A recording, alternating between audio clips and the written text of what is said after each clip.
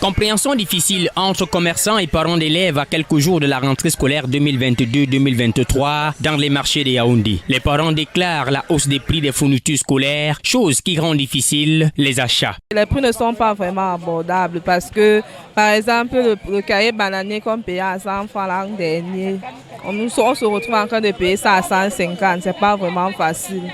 Les sacs, c'est même pas abordable. Donc. Par contre, les commerçants disent ne pas être responsables de la hausse des prix sur le marché car ils vendent leurs marchandises en fonction du prix d'achat chez les grossistes et se doivent d'ajuster ceci pour ne pas se retrouver perdants dans leur activité. Nous, on ne parvient pas à gagner parce que si on a augmenté le prix du carton, mais du coup, chez nous, on n'augmente rien sur le prix de détail parce que les parents pleurent déjà.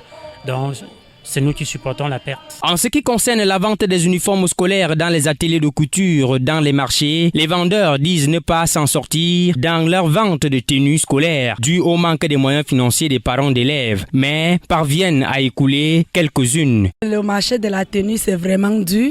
La rentrée scolaire de cette année, c'est pas comme tous les autres rentrées. C'est tellement dur parce que nous avons souvent commencé à vendre à temps et les choses ont passé. Mais cette année, c'est pas vraiment du tout très bon. Mais les parents se plaignent beaucoup. Pour protéger les enfants et les fournitures scolaires achetées en ce début de rentrée scolaire, les parents prévoient des parapluies ainsi que des bottes pour affronter les pluies. Tout compte faire, il en ressort que certains parents sont prêts pour le démarrage des classes dès lundi 5 septembre 2022. Car pour eux, les prix des fournitures scolaires dans les marchés ne sont pas différents de ceux de l'année dernière.